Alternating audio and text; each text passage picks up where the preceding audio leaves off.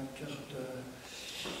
Voilà, donc nous sommes le 22 décembre, nous approchons tellement vite du grand événement. Et aujourd'hui, avec l'évangile du Magnificat, et ensuite la visitation, nous pensons à toute la manière dont Dieu peu à peu a accoutumé son peuple à l'accueillir. C'est d'abord les trois mystérieux marcheurs vers le chêne de Mambré avec Abraham et Sarah qui le reçoivent tous les trois sous leur tente avec un peu de lait caillé, de veau gras.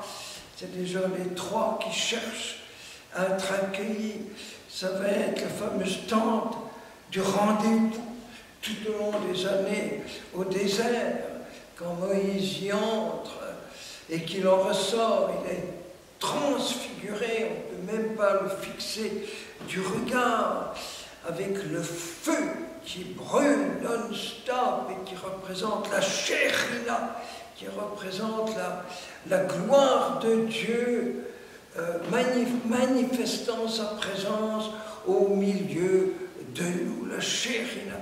Et un temps de réunion va être gardé justement à l'étape de la loi que Moïse a reçue sur le Sinaï.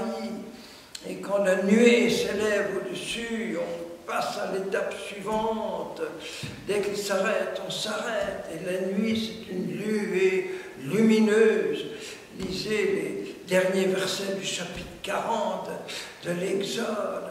Ensuite, ça va être l'entrée en terre promise. Et donc David fait venir la tente du rendez-vous à Jérusalem, et puis il tremble parce que quelqu'un l'a touché, on a une crise cardiaque d'amour, donc il la laisse 3 mois chez Obed-Odem, probablement à Ein Karem, à quelques kilomètres de Jérusalem, et puis finalement il la fait venir parce que la famille qui l'accueille est tellement bénie, et c'est cette entrée glorieuse où David danse devant l'arche et que sa femme Michal qui le méprise, qu'est-ce que c'est pour un roi à moitié nu, dansant, etc.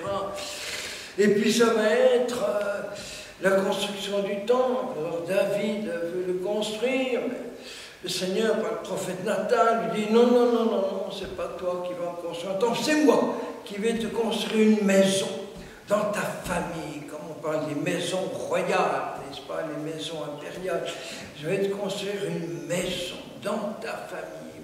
Et le temple matériel, ce sera ton fils Salomon qui va construire cet immense temple. Et il y a la dédicace, la nuée lumineuse est tellement éblouissante que les prêtres ne peuvent même plus célébrer, tellement elle est épaisse. La Shekhinah repose là, avec la grande prière de dédicace de Salomon.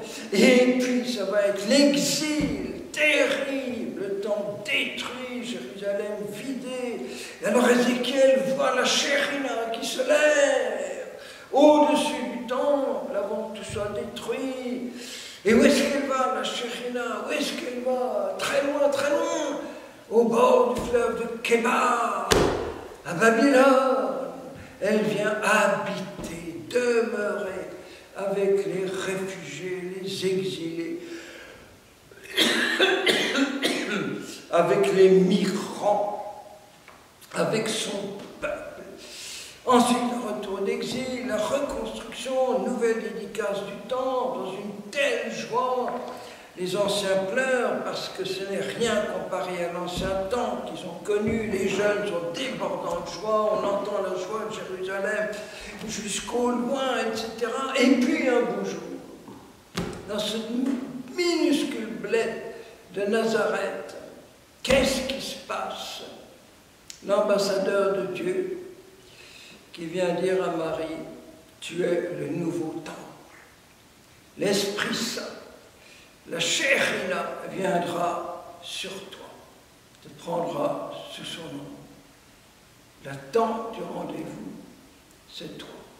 Tu vas porter, tu es la nouvelle arche portant l'état de la nouvelle alliance. danse. Et à la visitation qu'on entendait hier, c'est David, pardon, le nouveau David, Jean-Baptiste, qui danse devant l'arche dans le sein de sa maman, qui fait l'échographie de Marie et qui reconnaît un être humain alors qu'il n'a que 5 ou 6 jours, et surtout son Dieu, mon Seigneur, la mère de mon Seigneur, c'est un titre divin, Marie, mère de Dieu, 5 siècles avant Éphèse.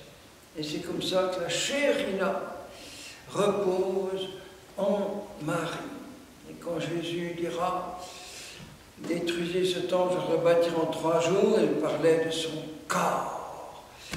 Le corps Église qui est le lieu de la demeure de Dieu parmi les hommes, et surtout l'Eucharistie, le corps de Dieu. Et nous devenons porteurs de Dieu en communion. Marie est comparée au buisson ardent qui brûle sans se consumer. Chaque fois que nous communions, nous sommes des buissons ardents, des miraculés. On n'appelle pas les pompiers de la ville voisine pour venir éteindre des dizaines ou des centaines de torches vives enflammées. Mystère. Quand la procession du jeudi soir à l'église Saint-Gervais à Jérusalem, les frères et sœurs de Jérusalem à Saint-Gervais portent le corps et le sang de Jésus dans la chapelle de Notre-Dame derrière. Frère Pierre-Marie voyait très souvent un rabbin, Abraham, qui faisait la procession, restait 1 heure ou 2 à adorer en enlevant sa kippa et en se prosternant. Et un jour, Pierre-Marie lui dit « Mais mon cher Abraham, mais, je ne comprends pas, tu es juif, qu'est-ce que tu fais là ?» Réponse « J'adore la Shérina. » Il avait reconnu la gloire de Dieu présente. Et encore, puisque quelques minutes, nous avons cet évangile tellement bouleversant de l'ange qui vient apaiser Joseph. Je crois qu'on en a parlé une autre fois, je ne sais plus. Et qui semble faire une énorme erreur. Il lui dit, tu lui donneras le nom de Yeshua, le Seigneur sauve, parce que il est écrit, il s'appellera Immanuel, Dieu avec nous.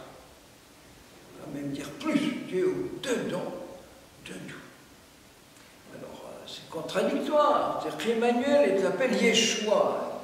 L'ange perd un peu la tête, il se fourvoie dans sa citation. Eh bien, justement pas. Il ne peut être sauveur que s'il est Dieu. Seul celui qui a fait l'homme peut sauver l'homme. Et s'il n'est pas Dieu, qu'il est un simple être humain, comment pourrait-il sauver du naufrage ceux qui se noient, si lui-même se noie avec eux? Il est Yeshua parce qu'il est Emmanuel. Et nous pensons ces jours de Noël à cette multitude de personnes qui vont recevoir avec tant de douceur et de bonheur le pardon du Seigneur à travers le sacrement de réconciliation, même si, hélas, les contraintes sanitaires, comme on dit, peuvent beaucoup limiter, au moins dans leur cœur, qui vont implorer les pardons de Dieu. Et j'ai dit que je terminerai chaque fois par un mot d'enfant, une intention et une histoire de Noël. Alors, mot d'enfant, même en citer 2 ou 3, c'est d'abord Charles, 12 ans. Au fond, je sais bien pourquoi Jésus est venu. Pourquoi? Pour faire l'expérience de l'homme. Et il veut nous apprendre à faire l'expérience de Dieu. Quelle théologie! chien, ce petit chat, à 12 ans. C'est exactement ça. Dieu s'humanise pour nous diviniser. Et donc je souhaite à tous, en ce Noël, une divinisation accélérée. L'autre mot d'enfant, Nénine, 12 ans aussi. Oh Dieu le jeune, merci Seigneur d'avoir des relations entre la terre et le paradis. Voilà. En fait, c'est plus que des relations, c'est toute la terre est en lui et tout le paradis est en lui. Et le troisième petit mot, j'avais dit un, mais finalement j'en prends trois. On pose la question à Annette, 7 ans. Ça veut dire quoi la naissance de Jésus? Ça veut dire, je serai à côté de toi et jamais je ne t'oublierai. Deuxièmement, intention, parmi tellement d'intentions, ce sont tant de portes fermées. Noël qui est tellement paganisé, tellement prostitué. À Oxford, on dit maintenant Winter Light Feast, la fête de la lumière d'hiver. Bon, il y a au moins un peu de lumière, c'est déjà pas mal. À Bergamo, on dit la fête interculturelle. En France, c'est les fêtes. On ne sait pas très bien de quoi, on ne sait pas. Pour le solstice d'hiver, les communistes en Albanie avaient créé la fête de l'électricité. En République tchèque, la fête du sapin, voilà. Et maintenant, on honore une girafe dans telle ville, un ours dans telle autre ville, voilà. Tout sauf Jésus. Et pourquoi est-ce qu'on interdit des crèches? Ben, on a raison, parce qu'on pressent que ce petit bébé de plâtre, de buis ou de terre cuite qui fait trembler la République, il sera un jour le roi qui va nous juger. J'étais un enfant honnête, tu n'as pas voulu m'accueillir, j'étais un migrant, tu m'as laissé couler dans la Manche ou là, mais à Lampedusa. Voilà, et donc, comme intention, c'est vraiment ces foules immenses de réfugiés, d'exilés, de migrants, ces millions qui sont tassés en Turquie, en Libye, qui servent d'esclaves, ce nouvel esclavage, qui ont tout perdu et dont on ne veut pas chez nous. C'est un des plus grands drames d'aujourd'hui. Lesbos, la Libye, etc. Voilà. Et les histoires de Noël, toujours pour montrer que dans les pires situations, il y a des merveilles qui se font. Alors là, c'est une histoire de la dernière guerre sur le front soviétique, il y a des prisonniers allemands. Et alors, l'officier soviétique, qui ne parle pas allemand, dit à l'interprète, demandez à tous ces prisonniers de chanter une hymne à la gloire de Lénine. Donc c'est la nuit de Noël, chanter la gloire de Lénine. Et l'interprète, très intelligent, comme le soviétique n'y comprend rien, dit, eh bien, il vous demande de chanter votre plus beau chant de Noël. Et tous se mettent à chanter le Stille Nacht, Et l'officier soviétique les félicite, croyant que c'est un bel hymne pour Lénine. L'humour du Seigneur, c'est aussi à Dachau, que notre cher Edmond Michelet, bientôt canonisé, nous espérons, qui a participé à cette ordination de Karl Leisner, ce jeune bout en train, responsable de sa jeunesse, et qui est ordonné prêtre en pleine nuit, à minuit, de manière hyper clandestine, et tout le monde y a participé, qui les communistes, qui les protestants, tout le monde faisant quelque chose pour que la fête soit belle et ne pas célébrer qu'une seule messe. Et une dernière histoire de guerre aussi, c'est dans la région de Montbéliard, la nuit de Noël, le curé, sachant que les officiers nazis vont venir là pour la messe de minuit, il a l'audace de mettre une étoile jaune indiquant la judaïté sur Marie, sur Joseph, sur l'enfant Jésus. Il y a 3 étoiles jaunes dans la crèche. Alors il a très peur parce que ça peut lui valoir la prison, et pas du tout. Il voit ces officiers qui pleurent, qui ont compris la leçon. Voilà, suite à demain, suspense.